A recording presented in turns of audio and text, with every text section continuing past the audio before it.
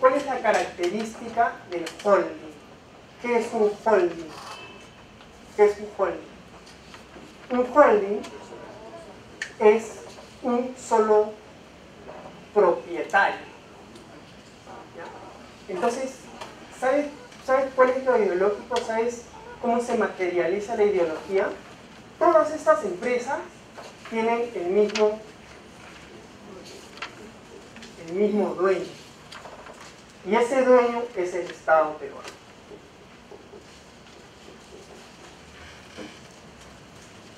Entonces, el dueño es el que determina todo.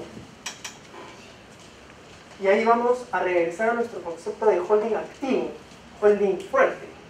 Una cosa es el propietario o la casa matriz remota, y otra cosa muy distinta es la casa matriz fuerte o activa. En este caso, si ustedes ven, se replicaban los problemas acá, se replicaban los problemas acá. ¿Saben por qué? Porque el dueño de la compañía era el dueño de la regulación económica. Entonces, si tú eres el dueño de la regulación económica y encima eres el dueño de la compañía, ¿no te es muy tentador mezclar esto para que tu compañía sobreviva? O sea, cuando tú me decías dólar MOOC, me decías distribución controlada, manipulación de los precios, eliminación de la competencia, ¿qué estabas diciendo? Lo que me estaban diciendo era que la regulación económica del dueño, que era el propietario, que era el Estado peruano, se involucraba con su rol de Estado empresario, que eran diferentes, ¿no? Eso responde a la pregunta del señor del tema de la energía. Pero ahora concentrémonos en el tema del holding. Entonces, ¿qué es un holding? Un holding es un solo dueño de varias compañías. ¿Recuerdan cuando en la clase pasada hablamos del grupo Grecia? O hablamos del grupo Gloria, o hablamos del grupo Interbank. Ya. Ese solo dueño, Insur, Tasa, Sodexo, Rima, Intursa, Melón. ¿De dónde creen que obtienen estas empresas sus préstamos? De Interbank, pues, del grupo. Todas estas compañías, ¿de dónde se endeudan? Del Continental, es el grupo. ¿De dónde creen que se endeudaban estas compañías? Del Banco de la Nación, del Ministerio de Economía, de Tesorería, ¿no? O sea, el holding de las empresas del Estado funcionaba como funcionan cualquier holding en el mundo. Y así como funcionan estas compañías, así vienen funcionando de la misma forma en Estados Unidos y en Europa desde milenios. Eso quiere decir que una vez que se toma una decisión económica, política, y eso aterriza en el Estado empresario, lo que viene a continuación es absolutamente lógico.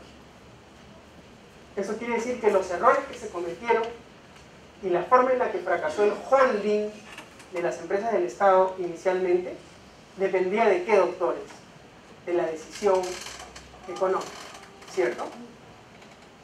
Las decisiones políticas de participación del Estado en la economía, la forma en la que el Estado decide intervenir en su tipo de regulación, en sus objetivos, en el grado de intervención y en el cómo, eventualmente en ese desarrollo va a impactar en todos los sectores de la economía, pero en el factor donde impacta inmediatamente es en su calidad de propietario del holding de empresa del Estado. Entonces, era lógico o era de esperarse que así como el comportamiento cruzado de un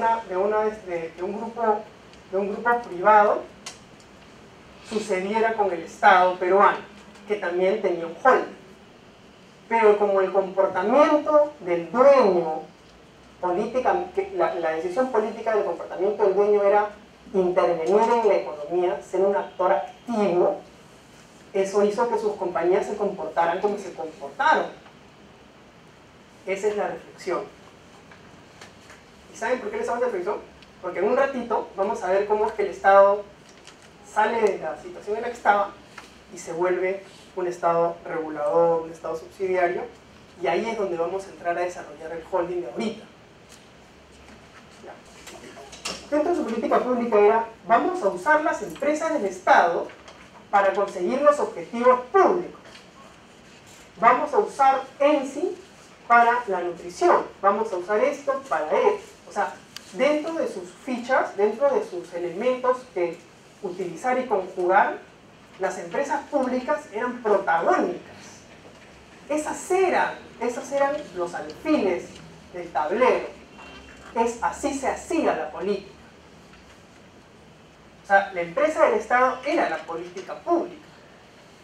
¿Eso qué cosa quiere decir, doctores? Que si esto era una política pública, el nacimiento de las empresas del Estado venía desde la política pública. Entonces, si tuvieras que decir si fue una voluntad o si fue una mala gestión de gente incompetente de las empresas, si no estaban preparados para hacerlo, si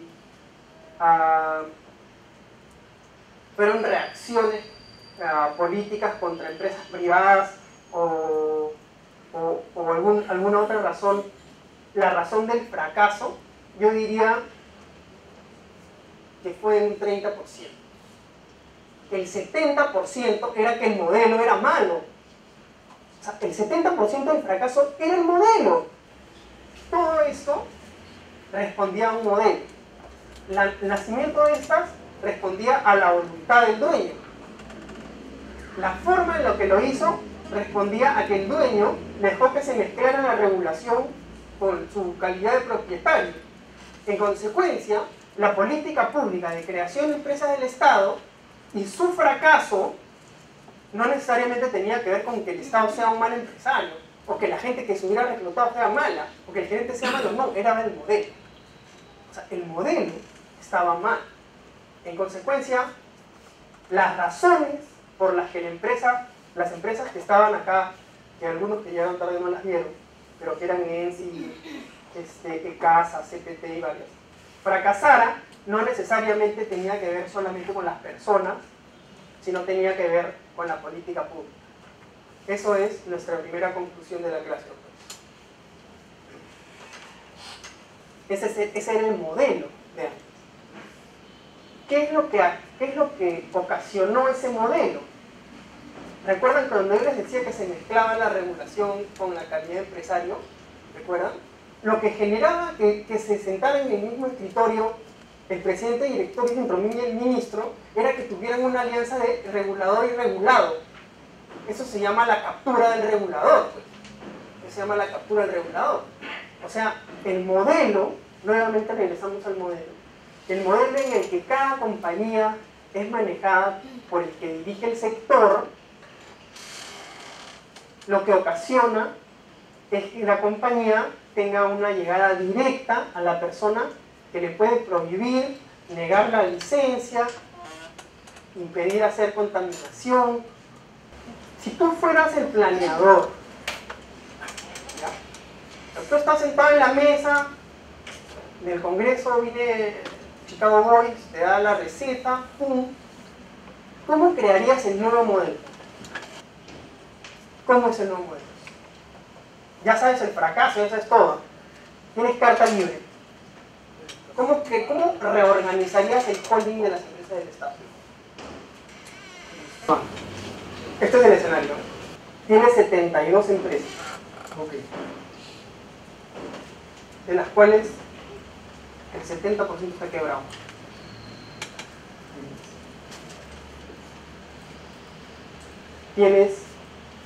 Está organizado por sectores. Tienes influencia política. Tienes corrupción. Tienes ineficiencia. Ese es tu escenario. Claro. ¿Qué haces? Okay. Puedo decir que estás en el 91. Correcto. O sea, ya es el nuevo gobierno, tú eres el presidente de COPRI y tú tienes que decidir sobre esas empresas. El rumbo económico ya te lo dieron, ¿no? Ya 91, calcula, 90, paquetazo, modificación en el modelo económico, ya estás ahí. Ese es tu escenario. ¿Qué haces? Dame dos verbos. Okay. Vendes, liquidas, ¿qué haces? ¿Qué haces? Lo primero sería deshacerme de las que están, digamos... Ya, eso es lo que quería escuchar. Uno. Y ¿Cómo te deshaces de cosas? ¿Lo vendes o no? liquidas. Liquidas. Pero siempre sopesando en función al peso político, ¿no? Le doy un peso político a la decisión, porque no voy a vender tampoco por vender, ¿no? ¿Qué es lo que está pasando ahorita con Ciudadpal, ¿no? Porque no puedes. O sea, Eso quiere decir que claro, priorizas. Claro, hay una priorización, ¿no? Claro, lo que pasa con Petroperú, en fin, ¿no? O sea, eso hay que tenerlo claro. Ya, gracias. ¿Y qué me dicen respecto al control? Justamente por esa época se cambió la ley del Sistema Nacional de Control. Hubo una nueva ley orgánica que de alguna manera hizo cambios significativos en cuanto al control de las entidades del Estado, incluyendo las empresas. Auditoría externa, ¿no? Sí, Y hubo... claro. Eso quiere decir que esto. ¿Cómo reducías la influencia política? ¿Cómo creen?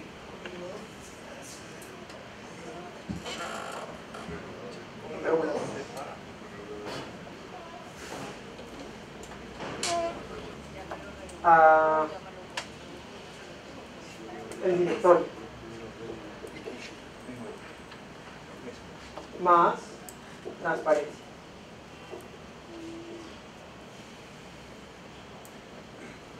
Bueno, y la ineficiencia debería ser una consecuencia natural de la evolución de tu propia compañía. O sea, la compañía debería comenzar a ser eficiente si todo lo demás se comienza a regular. Bueno, doctores, esta receta, ustedes mismos me la han dicho, esta receta se aplicó efectivamente en un 90 y tantos %. Cuando nosotros decimos que hay un giro de empresa pública a empresa privada o el manejo empresarial privado, no queremos decir nunca que eso sea lo mejor, jamás. Pero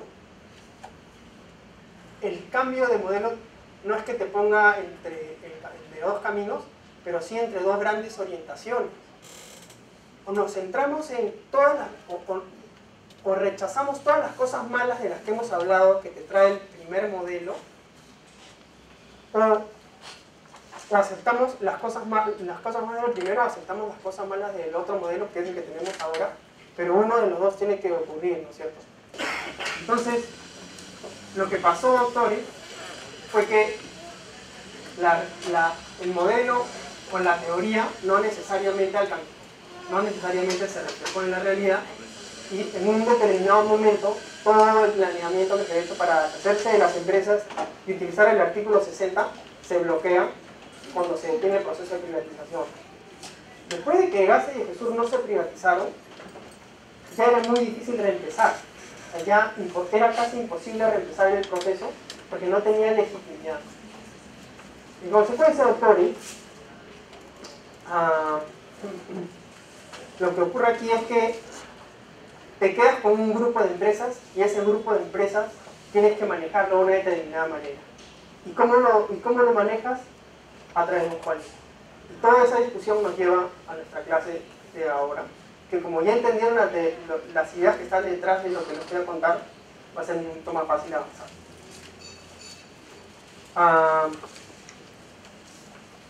¿Recuerdan cuando decíamos que cada uno de los sectores manejaba su propia empresa?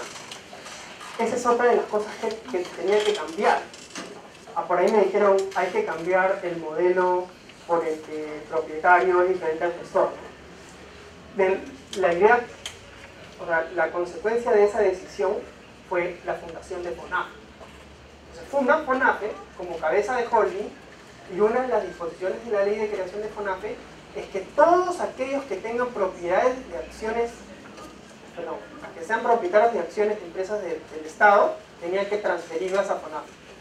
Entonces todas las compañías, todos los ministerios, todas las entidades que en algún momento tenían acciones, sacaban sus acciones y se lo daban a un solo propietario. Entonces el Estado se iba a convertir en un holding de un solo dueño, donde una sola entidad controlaba la política.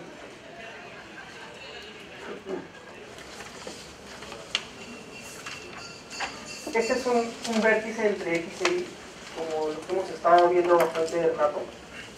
En este vértice entre X y Y, en este extremo tienen los países en donde el modelo tiene una sola entidad que centraliza todas las acciones. O sea, hay un FONAFE en Noruega, en Dinamarca, en Polonia, en España, en los Países Bajos. Estos países, como Australia, Francia, el Reino Unido, Finlandia, la tendencia es hasta que eso ocurra y que haya un FONAFE que controle empresas de sectores tan diversos como pueden ser energía, saneamiento, servicios postales, servicios de astilleros como CIMA, ¿no? Quiere decir que este espacio, de donde también está Perú, es el que podría dar mejores resultados según la tendencia mundial. Ahora, en Corea, en Turquía, en Grecia, en Nueva Zelanda, en México, en Italia, siguen habiendo 2 o 3 ministerios donde se reúnen algunas compañías dependiendo del sector en el que se ubican. Teníamos discusiones sobre si el modelo estaba bien hecho, sobre por qué es que FONAFE tenía tanto control sobre las empresas. No se ofendan, pero discutíamos mucho de por qué tenía la Contraloría que elegir a los auditores externos. Discutíamos mucho de por qué las acciones de control eran acciones, por qué el target de esas acciones eran decisiones de gestión y no necesariamente sobre los resultados de la compañía. Hemos tenido muchas discusiones, pero lo que está detrás, y después ya estudiando más el tema, era por qué decidimos tener un holding pasivo o un holding activo. Esa era la discusión. Y luego de discutir que en realidad nosotros teníamos un holding activo, la idea era saber cómo hacer esa acción de control del holding activo. Entonces, cuéntame, Juanita, dime por favor, a tu criterio, cuáles son esas regulaciones del Estado que hacen que las empresas sean ineficientes. ¿Cómo están? Nuevamente, a ver. En realidad, el concepto yo compartí en algún momento y hasta el momento considero que hay una regulación que no necesariamente se adecua a lo que significa una unidad económica que necesita determinada flexibilidad para tomar decisiones. Eso no implica que estén no sujetas a control público, ¿no? Porque, como vemos, todos estamos de acuerdo que los recursos de las entradas del Estado son recursos públicos. Sin embargo, las decisiones y las actividades que realizan estos núcleos económicos obedecen a una lógica de mercado muchas veces y necesariamente a veces no cuentan con los instrumentos o sistemas adecuados para la toma de decisiones. Por citar un ejemplo, tenemos el tema del Sistema Nacional de SNI, de Inversión Pública, ¿no? Otro ejemplo, podríamos conversar sobre la Ley de Contrataciones del Estado, ¿no? La Ley de Contrataciones del Estado de la misma forma, ¿no? Es una ley que nos establece plazos, exoneraciones en determinados casos, y la necesidad de las empresas del Estado también es tener bienes y servicios de forma más rápida, ¿no? Otro sistema podría estar en el sistema de transparencia, muchas veces porque se solicita información a las entidades considerando que estos son entidades en las que se puede solicitar una información y el área de la empresa interna tiene que hacer todo un informe y no es correcto. Es más, contestarle al ciudadano que la empresa no va a realizar un análisis de su petición ya involucra un tiempo, ¿no? Que es inversión de horas hombre. Estas normas hacen pues que la actividad empresarial del Estado a veces no tenga los necesarios instrumentos para la toma de decisiones, ¿no? Pero no se dan cuenta, doctores, que todos estos sistemas son consecuencia de lo mal que le fue a las empresas en los 80. Esta es una explicación, yo creo. Esta es una explicación. O sea, una explicación tiene que ver con el pasado. ¿Qué otra explicación se les ocurre? Yo tengo una.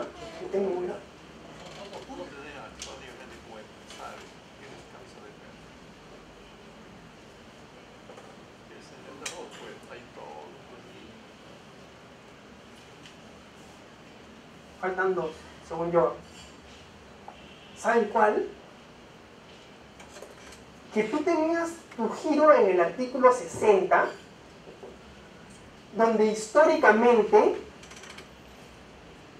tú te tenías que quedar con cero. Tú te tenías que quedar con cero porque ese era el plan. El plan del cambio de modelo era que no tuvieras más. Pero te quedaste a la mitad del camino. Entonces, como te quedaste a la mitad del camino, dijiste, escucha, ¿y ahora qué hago? Ya, métele todo. Métele todo.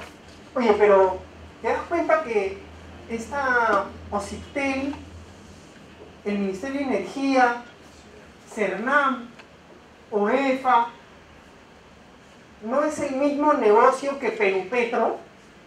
O sea, la forma en la que esta empresa invierte, ya estoy gritando y estoy mal grave, es diferente a esta. Igual le vas a aplicar el mismo sistema. ¿No te das cuenta que la caja que maneja Indecopi, o OCIPTEL, o Aliwarma, o cualquiera de estas, es diferente a la forma en la que tienen que contratar Electrooriente? Métele ley de contrataciones, métele ley de NIM, métele todo. Y esto tiene que ver con falta de la previsión. ¿Y cuál es la última razón? La flojera.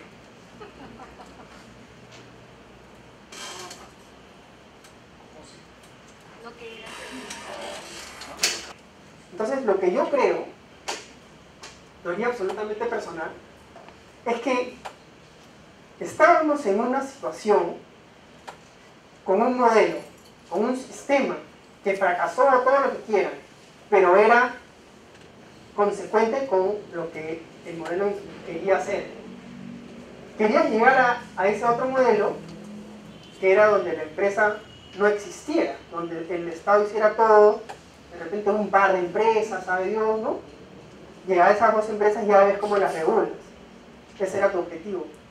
Pero te quedaste en el medio. Te quedaste con 33 empresas que te generan ¿cuánto porcentaje de generación en todo el país? 50%, 60%, 40% de generación del Estado. Te quedaste con Sedapal, te quedaste con Serpos, te quedaste con 33 empresas en medio del camino. Y en medio del camino te encontraste con todas estas regulaciones. Entonces el Estado empresario, el Estado holding de las empresas del Estado, terminó siendo un holding activo. Lo que le estoy diciendo en esta clase es que tener un holding activo y con este tipo de reglas es consecuencia de algo, es consecuencia de una evolución, es consecuencia de unas decisiones. Pero ¿saben qué es lo bueno de las decisiones? Que se pueden cambiar. ¿Y saben quién trató de cambiarlas? CONAF. ¿Y saben cómo? Con el decreto legislativo 1031. Yo escribí un artículo en el Decreto Legislativo 1031 con Juan. Cuéntales de qué se trata el Legislativo 1031 antes de que me muera por la voz. A ver, bueno, un poco repitiendo lo que habíamos conversado también, el Decreto Legislativo 1031 lo que busca es dar una nueva visión a la actividad empresarial estatal, ¿no? El Decreto Legislativo regula el tema de cómo se eligen a los directores, cuáles son los principios que rigen la actividad empresarial estatal, que los tratamos en la clase pasada.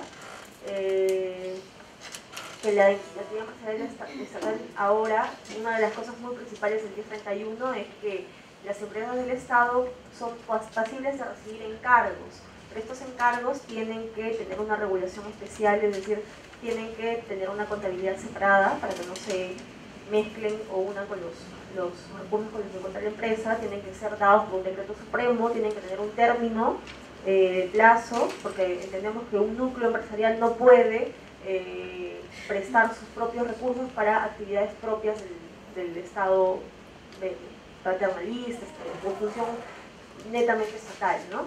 Esos son uno de los grandes cambios en el 1031, ¿no? Mira, está bien. Mira, el SNI es un problema. Todo el mundo sabe que es un problema. Han tratado de 300 reformas. Yo he leído hasta como de 4 proyectos de cooperación internacional tratando de ayudar al SNI. ¿Y saben dónde estaba el kit del asunto? En que las empresas de FONAFE no eran un sector económico para el SNI, ¿ya? Entonces no tenían un TOTI FONAFE. Entonces no hay una oficina de proyectos de FONAFE, no había. Entonces, por ejemplo, había un proyecto bien bacán de una empresa que se llamaba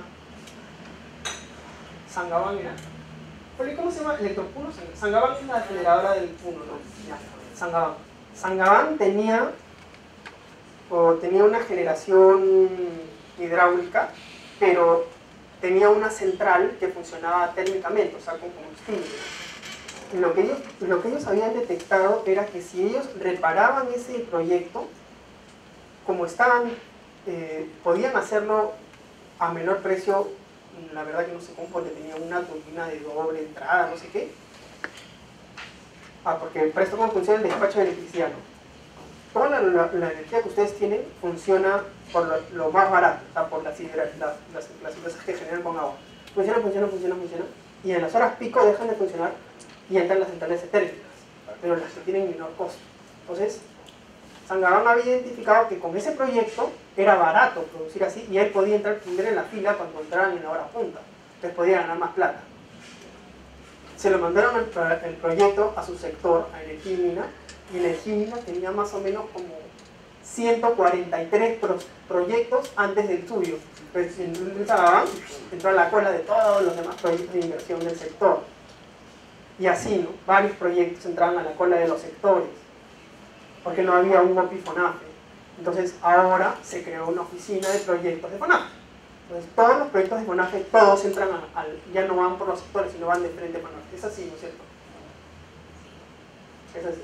Entonces esa es una de las formas en las que se trató de que ese holding activo, que es el dueño, que es FONAFE, o que es el Estado a través de FONAFE, su propio holding, su propio representante que es FONAFE, vio la forma de solucionarlo.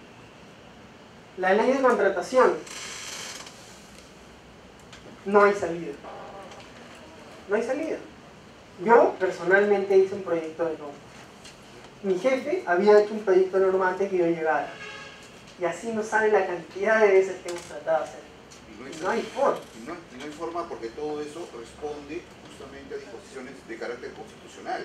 O sea, para que las empresas del Estado no sean consideradas en el ámbito de aplicación de la ley de contrataciones, sencillamente tendría que cambiarse el artículo pertinente de la Constitución, porque toda... Pero al contrario, díganme todos, por favor, y repitan juntos cuál es el artículo de la Constitución que dice que las empresas del Estado tienen que ser tratadas como las empresas privadas.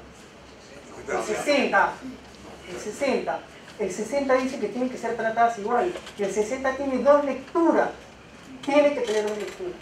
La lectura donde dice tienen que ser tratadas iguales para que no se aprovechen de la calidad que son del Estado, una. y la siguiente tienen que ser tratadas igual, porque hemos visto que en el mercado, cuando una empresa tiene privilegios, también he gastado toda mi primera hora de exposición para decirles que un sistema donde el regulado está junto al regulador, donde están juntos, donde el Estado participa, donde el Estado es miembro, donde el Estado decide, donde el Estado hace, no funciona. Lo que tienen que entender es que cuando el Estado participa, hace todo y hace que fracasen, lo hace para bien y también lo hace para mal. Ese tipo de pensamiento que surge porque estamos en medio del camino, porque no somos puramente empresarios, no solamente somos Estado regulador junto con el Estado empresario. Eso es lo que pasó, por eso es que tenemos la ley de contrataciones. Ojo que no estoy diciendo que no hay que regular, estoy diciendo que la regulación debería cambiar. Eso es lo que estoy diciendo. ¿Ustedes han escuchado eso de que cuando tú no decides, el destino se encarga de decidir por ti? ¿Han escuchado esa frase? Bueno, algo parecido es que, pero aplicado al mercado, es que cuando el mercado siempre encuentra la solución. Tú puedes poner 1000 regulaciones y el mercado siempre encuentra la solución. ¿Saben qué pasó en el 2008? En el 2008, alguien como nosotros o como yo tuvo más poder. Alguien como nosotros o como yo tuvo más poder. Y lo que hizo fue aprobar la ley de modernización de Petroperú. Y la ley de modernización de Petroperú saca a Petroperú del SNI, saca a Petroperú de la ley de contrataciones, saca a Petroperú de endeudamiento y lo saca de FONAFE. O sea, alguien tuvo más poder, pensó lo mismo que nosotros y dijo, ¿qué está haciendo acá esta empresa? Sácala. Y fue un congresista que tenía el respaldo del sindicato. Entonces, hizo toda la explicación que nosotros hemos hecho toda y dijo, sácala. Y la sacaron. ¿Esa empresa quebró? No. Esa empresa... ¿Le sacó el sistema de nacional de control? No, no la ha sacado. No la puede sacar tampoco. Bueno, eso sí está bien difícil, ¿no? Está bien La difícil. constitución prevalece. Pero ¿se dan cuenta? O sea, la sacaron, crearon sus propias normas, hicieron sus propias cosas y no quebró. Y la empresa... Mira, yo escribí un artículo largazo, se lo voy a pasar escaneado, sobre cómo es que eso contradecía el sistema. Pero la conclusión de mi artículo fue, o cambiamos el sistema y lo mejoramos, o se van a ir más. O sea, se va a ir CEDAPAL, se irán con la acción, con la misma explicación. Porque donde hay la misma razón, hay derecho. A lo que voy es que aplicar la misma norma, la misma lógica de todos los ministerios, todos los organismos reguladores, todas las empresas, ya está más o menos no tan bien. Y encima, aplicar a esas mismas reglas a todos los sectores lo hace un poco peor. Eso es una cuestión breve nada más. El holding pasivo, como contábamos hace un rato, o la clase pasada, tiene una vocación estrictamente financiera. O sea, tú tienes que planificar el crédito, planificar a propósito de cómo funciona el grupo,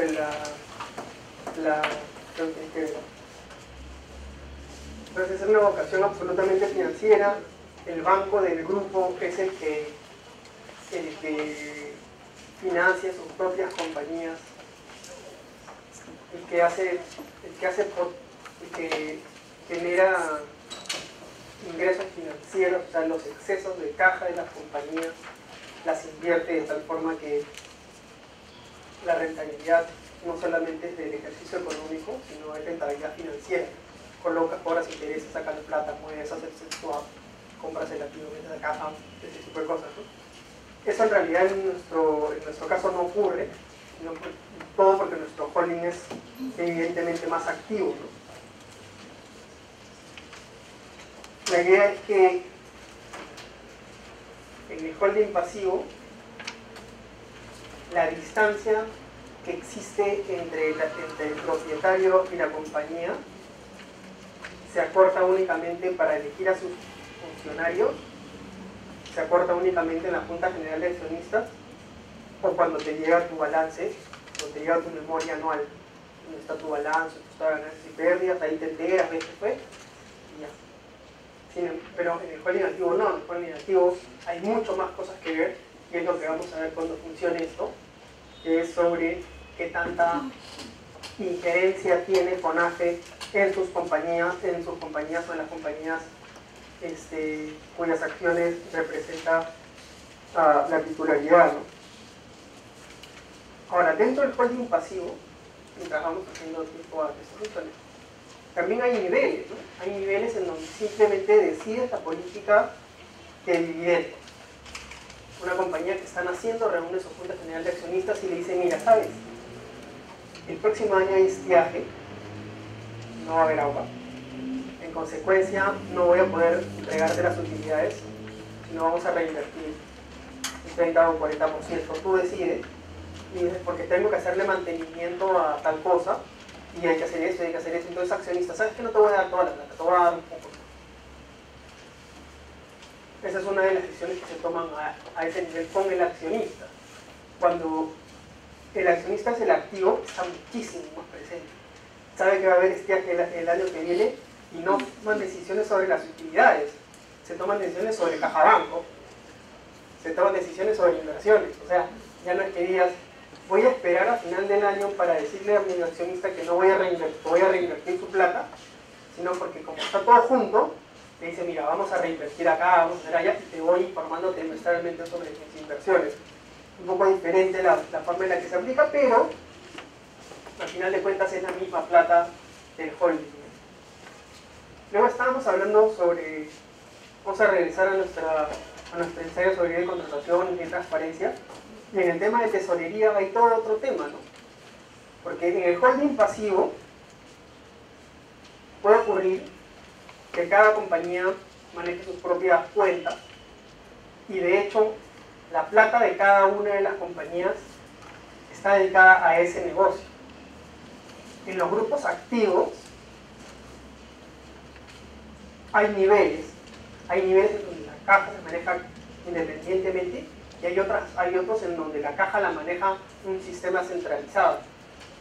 En las empresas del Estado lo que tienen son normas, tienen procedimientos para manejar el dinero de determinada manera. Entiendo que hay subastas de fondos por las cuales tienes que colocar el dinero y proporciones del dinero diversificando tu riesgo y utilizando el criterio de quién es el que más paga. Lo que sí es cierto es que hay ciertas libertades para la utilización de los fondos, todas ellas en sistemas administrativos de los que hemos conversado bastante, que controlan cómo se endeudan, cómo pagan, cómo hacen toda el manejo eficiente del dinero. Cuando tienes un holding activo, tienes muchas más ventajas en temas, por ejemplo, tecnológicos, ¿no? Si una de tus compañías desarrolla una determinada tecnología, todas las otras compañías pueden beneficiarse de esa tecnología. Luego tienes compras corporativas, que también aplica FONAFE. Lo que haces es identificar si es que puedes estandarizar las necesidades de varias compañías, y luego compras y aprovechas economía de escala. Pues digamos que tu poder de negociación con el proveedor es mucho más alto cuando le compras 100.000 que cuando le compras solo 1.000. Entonces, esa es un poco la idea, ¿no? Aprovechar la economía de escala en tu holding activo. Así es como funciona. ¿Por qué estamos así? O sea, ¿por qué es que nadie toma ninguna decisión para seguir privatizando o tener más empresas? Porque esa es un poco la decisión, ¿no? ¿Creo más empresas o vendo las que tengo? ¿Cuál es la decisión que tengo que tomar? Esa es la discusión que tuvimos en un inicio, pero la otra faceta, ¿no? O sea, la ideológica que va a la acción. ¿Qué hago? ¿Vendo, compro? Y la respuesta está en la creación de Bancomat, ¿no? La creación de Fondo Mi Vivienda. todas se crearon después del 93, ¿no? ¿Van no? Van mal muy más antiguas. Bueno, pero hay empresas que se crearon después. O sea, sí hay compañías que se crearon después del 93, con lo cual parecería lógico que crees más empresas, o que tu decisión fue crear más. Las que ya tienes, ¿qué hicieron? ¿Crecieron o decrecieron? ¿Recuerdan la clase pasada vimos que habían crecido, recuerdan? Porque era la evolución normal de las empresas. Entonces, esta persona me decía, oye, pero entonces sí están creciendo. Si están creciendo quiere decir que por más que tengas discusiones ideológicas, en la práctica sí ocurre. Tienes más empresas. Bueno, doctores, la pregunta es, esas nuevas empresas que estás creando o que piensas crear, tu línea aérea, bandera, todo esa, ¿va a seguir la misma lógica que tienen todas estas hasta el infinito? ¿O es que la evolución de las empresas te va a llevar a asociarte con otras empresas? ¿Qué creen que va a ocurrir? Ninguna compañía en este momento, ninguna compañía trabaja sola en el mercado, ninguna. O sea, todas las compañías grandes, todas firman alianzas, fusiones, sacan una línea del mercado y la fusionan con otra compañía, y todas tienen asociaciones, contratos de asociación, ¿no? La joint venture, la asociación de participación, todas las compañías tienen eso. ¿Cuál es el siguiente paso de las compañías del Estado? Asociación pública-privada. Ese es el siguiente paso en la evolución de las compañías. Como cualquier otra compañía en el mercado, cualquier otra compañía va a tener que asociarse. Porque nuestro holding es muy diverso. Nuestro holding tiene empresas en todos los sectores. Las asociaciones públicas, en este caso sería asociación público-público, o sea, dos empresas del Estado, no necesariamente pueden ocurrir, como de hecho ocurren, pero no facilitarían o no serían tan versátiles, porque tienes un universo muy chico en el cual elegir, ¿no? Entonces, la evolución natural de las empresas del Estado, según mi teoría, es que van a terminar todas buscando socios privados para hacer negocios.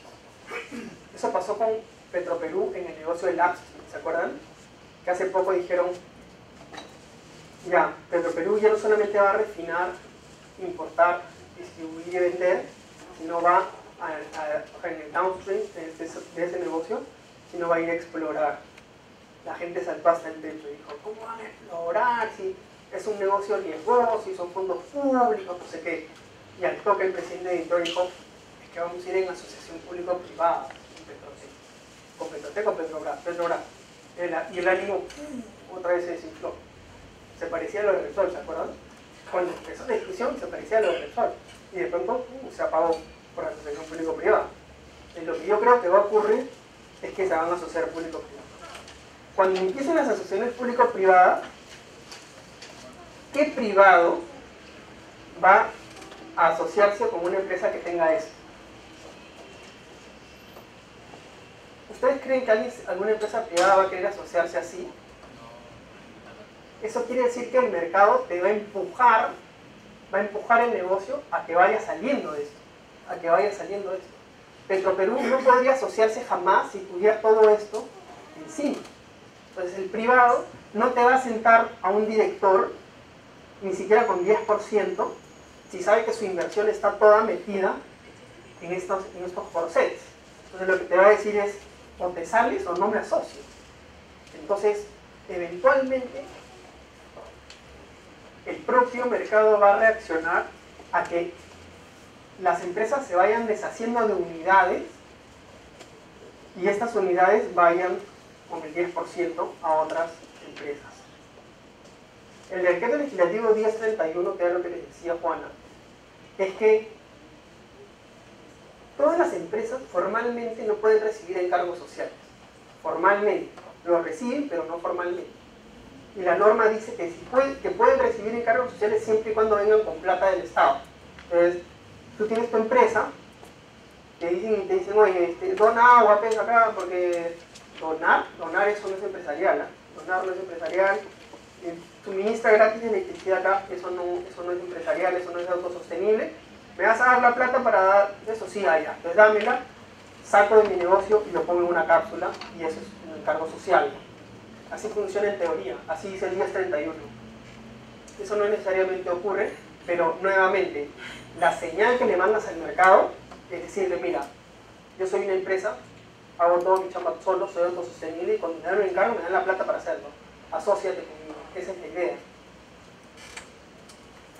El decreto legislativo 1031 dice que tienen que listar en bolsa el 20%, al menos. ¿Al menos dice o 20? Al menos 20%.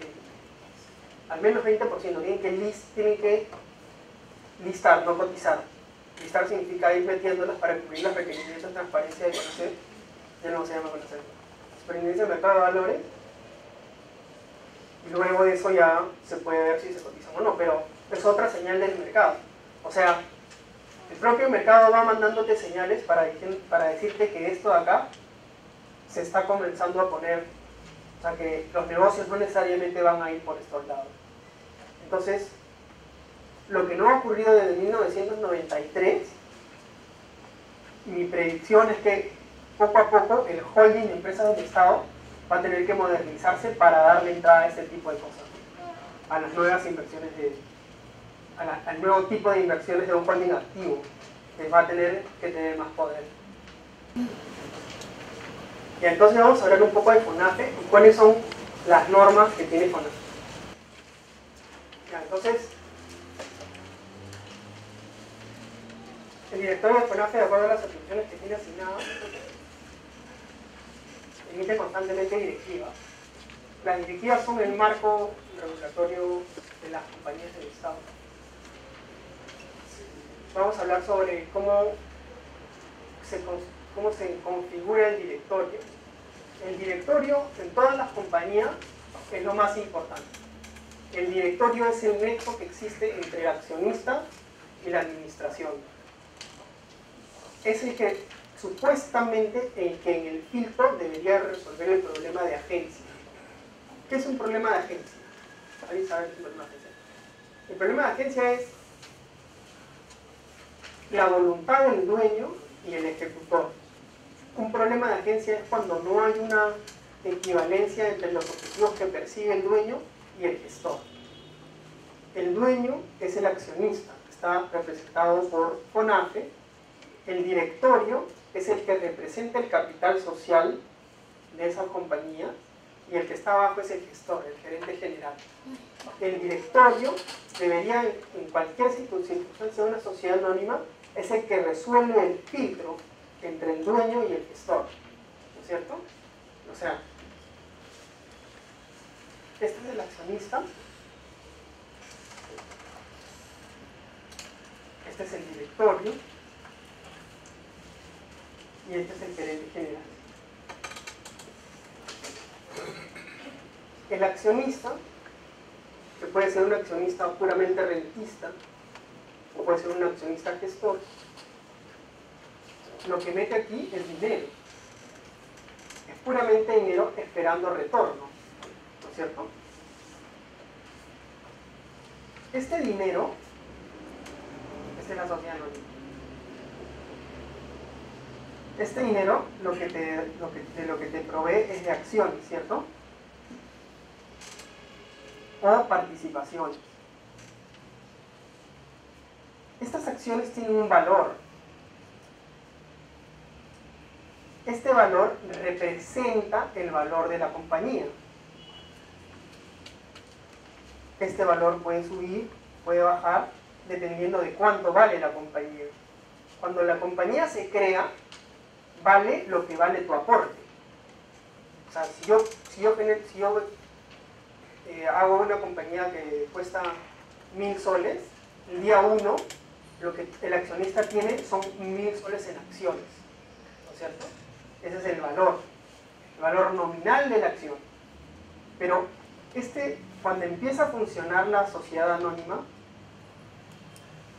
aquí si tienes varios accionistas, tienes proporcionalmente la cantidad de directores a tu participación. Por ejemplo, podrías tener De los 5 directores, el accionista 1 tiene 3 y el accionista 2 tiene 2. 5 directores. Tú eliges 3 proporcionalmente al directorio. Luego empieza la labor de la compañía, y la compañía, esos 1000 soles, con esos 1000 soles compra una marca. Y la compra barata, como Phil, por ejemplo. Compra Phil o compra la marca de un producto, Sorrento. La compra barata, paga 500 y en realidad en el mercado la misma marca vale 5.000, ya ganó, 4.500, ya ganó, positivo. Y así, ¿no? Hace una inversión, compra equipo, menos, hace la primera venta. Entonces, esta marcha económica se genera después o en el balance se refleja en el estado de ganancias y pérdidas del primer año, o al primer corte, como quieras.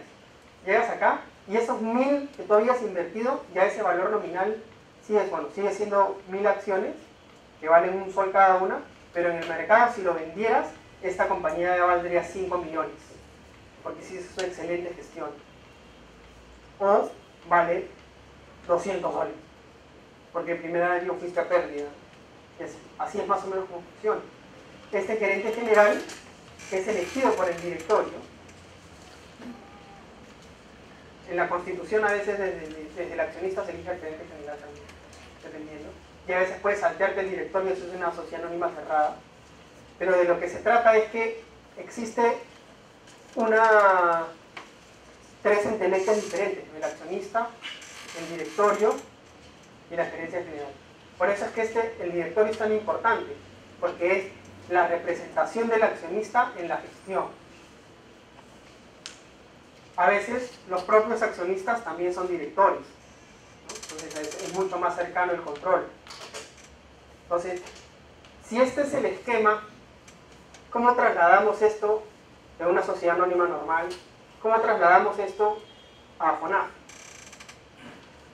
A FONAFE la idea es que el directorio, bueno, los directores están conformados por 5 directores, 4 a propuestas del ministro del sector y 1 a propuesta del Ministerio de Economía. Esto acá ya cambió con el decreto legislativo 1031, porque dice hasta 7, de 3 a 7, porque hay compañías chiquitas que solo necesitan 3 y unas compañías que necesitan más. Entonces FONAFE evalúa las propuestas para ver si es que efectivamente cumple el perfil. Luego se toma un acuerdo de directorio en FONAFE, se aprueba la designación, y una vez que se aprueba la designación acá, porque el accionista, cuando el accionista es el Estado, tiene sus propios procedimientos, pues, ¿no? En los accionistas en una compañía privada se reúnen en San Antonio y deciden, pues, ¿no? Pero en cambio, como es una empresa del Estado, el accionista cuando toma este tipo de decisiones tiene una formalidad, toma un acuerdo en el directorio. Y luego la Junta General de Accionistas, que es un acto formal, ya manda a los directores. Así es como funciona. Ese es el perfil general, mínimo 10 años, como director 5 años. Ese es depende del patrimonio de la propia compañía, ¿no? Ahora, la norma dice que al menos un director tiene que ser incorporado de manera independiente por una entidad especializada o algunas empresas que consideren la incorporación de más, o las empresas podrían decir que más de sus directores sean incorporados de manera independiente. Si es que el directorio de la empresa es designado a propuesta del director, ¿a quién cree que busca el ministro? El ministro busca a un amigo suyo, o a alguien que él conoce, y le dice: oye, ¿no quieres ser director de Alianza? ¿No quieres ser director de Prosur? ¿Cómo es? Tantas dietas, es así, tienes que hacer esto, tienes que hacer lo otro. Cuando llega, el director le debe cosas al ministro, porque él lo designó, él es el que representa la política del sector. Entonces, el director, ¿qué incentivos tiene para tomar decisiones estrictamente empresariales? No muchos, ¿no? Porque como le debe cosas al director y al ministro, y el ministro tiene una política del sector, entonces, más o menos, ¿qué tales incentivos tiene para ser absolutamente independiente y totalmente empresarial, ¿no? Lo que el Banco Mundial dice es: todo perfecto. centralizaron, lo maneja CONAFE, es una entidad avanzada a comparación de otros, pero tiene una gran debilidad: los directores. Los directores no son independientes, hacen esto, hacen el otro. Entonces, como son amigos del ministro, a veces el ministro no tiene tantos amigos especializados en los temas. Suele pasar. Y designa directores que no están tan bien capacitados. Con esto no quiere decir que todos sean malos, ¿no? Pero ha habido algunos funestos. Entonces, ¿cómo es que CONAFE hizo lo posible por evitarlo?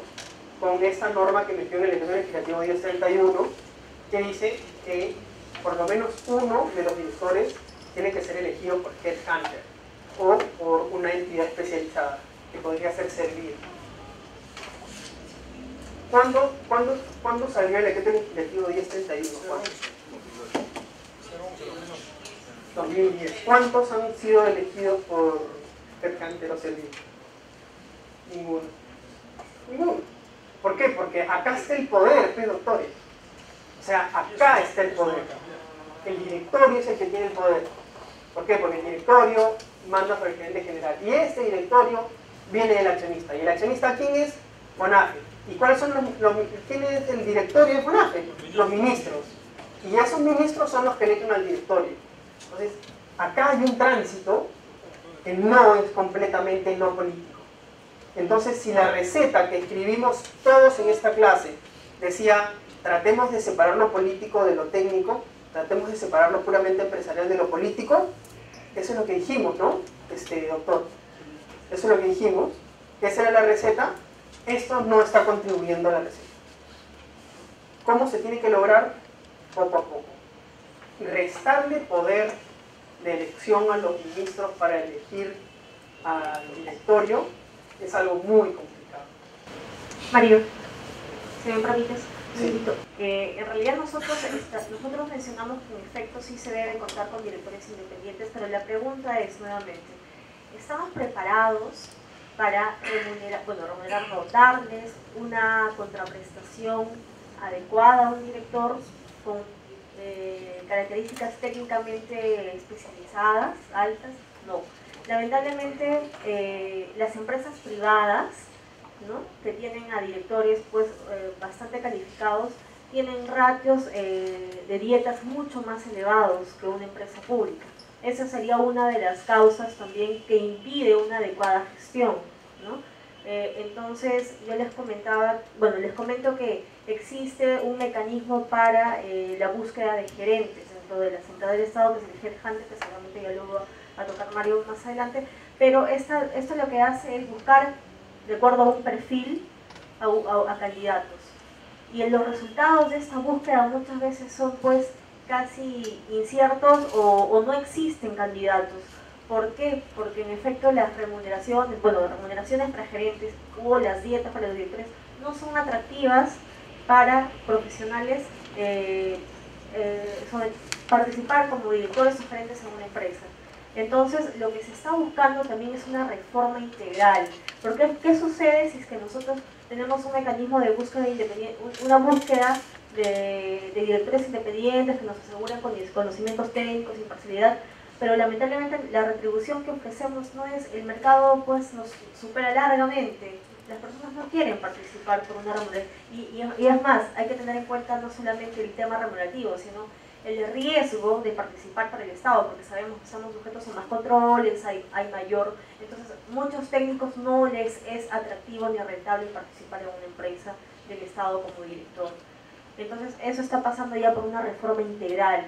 Esa reforma está ubicando, establecer estándares o perfiles técnicos adecuados, a la par también de una remuneración adecuada, ¿no? Entonces va por ahí el cambio también. Entonces se aprobaron los lineamientos aplicables a los gerentes de las empresas bajo el ámbito de CONAFE. ¿Qué hace? Que busca que los puestos sean ocupados por profesionales que cumplan con el perfil requerido para desempeñar correctamente las funciones del puesto. Esto nació en el 2008. Hay dos headhunters contratados, uno se llama Anro y otro se llama Overall. Estas dos son empresas gringas súper buenas, se les pagó muy bien para que hagan ese trabajo. Hay 116 procesos del año 2007 al 2009. El contrato fue por 1.29 millones y se contrató al 100%. En OVEA, en verdad, esta idea es 2011, iban al 43% hasta cuando se elaboró, pero la idea era que estos dos headhunters hicieran unos lineamientos, se aplicaron una metodología como si fueran estrictamente privados, para que salieran ternas de los tres mejores, y así pudieran ir eligiendo. La idea es que el nivel de los gerentes se eleve.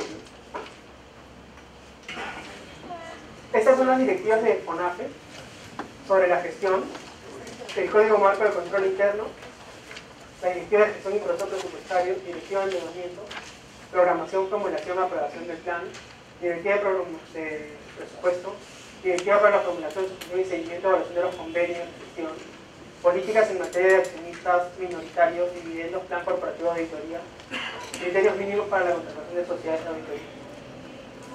Sobre tecnologías de la información, Directiva de Uso Compartido. Bueno, de esto, en realidad, lo importante es que FONAFE ha hecho una... Mira, antes las normas, cuando yo llegué, eran mensuales. La directiva más importante es la Directiva de Gestión y Proceso Presupuestario. Esa es la más importante. Esa directiva antes era anual. Y entonces dijeron, ¿por qué la vamos a hacer anual si en realidad puede ser de carácter permanente? Entonces, nosotros retiramos algunas cosas y las pusimos en una directiva para que no cambie todos los años y dejamos un espacio para la formulación anual. Entonces sí hay anuales, pero la base es la Directiva de Gestión y Proceso Presupuestario. Y la gran discusión de las empresas, inclusive al interior de FONAFE, ha sido siempre con qué tanto detalle deberíamos regular a las empresas. Deberíamos decir cuánto gastan en combustible, cuánto gastan en llamadas telefónicas, cuánto gastan en otras cosas, o en realidad deberíamos dejarlas libres a que ellas tomaran determinadas decisiones. Eso todavía estoy discutiendo en FONAFE. Yo no he visto hasta ahora un cambio de orientación, pero siguen siendo muy detallistas respecto a algunas de las decisiones que se toman. Luego tenemos una de tecnologías de la información y comunicaciones, que es una para el uso compartido de software. Esto acá, doctores, es como una aplicación del holding activo. ¿Recuerdan cuando hablábamos de que se comparten economías de escala? Esta es una idea de una persona que ya trabaja en FONAFE, que se llama Raúl Caro, y la idea era que los software que compraran las empresas puedan ser aprovechados también por otras compañías cuando las otras no lo hacían.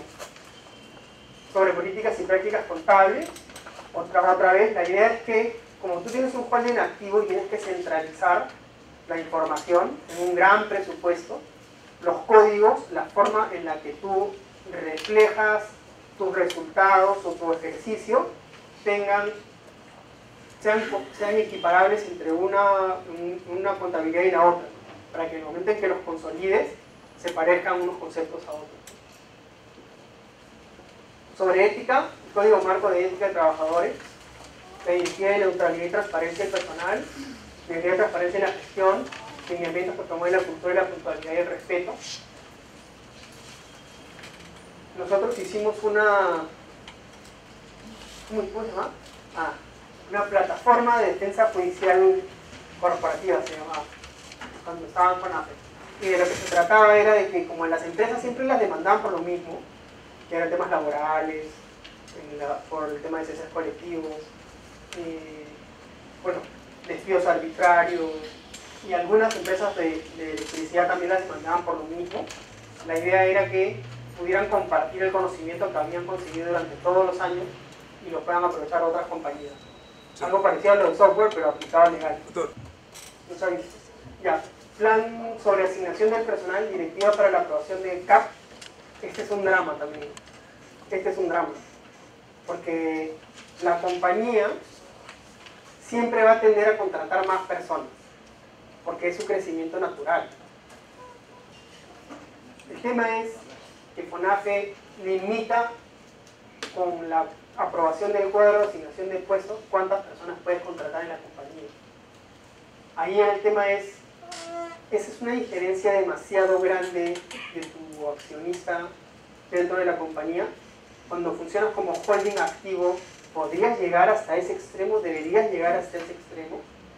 La verdad, cuando yo estaba en FONAFE pensaba que sí, porque en muchas compañías todavía tienen, a propósito justamente del directorio y lo que hemos conversado y de esa injerencia y todo, todavía tienen tentación de contratar o sobrecontratar o de llenarse de personas y no necesariamente ser eficiente.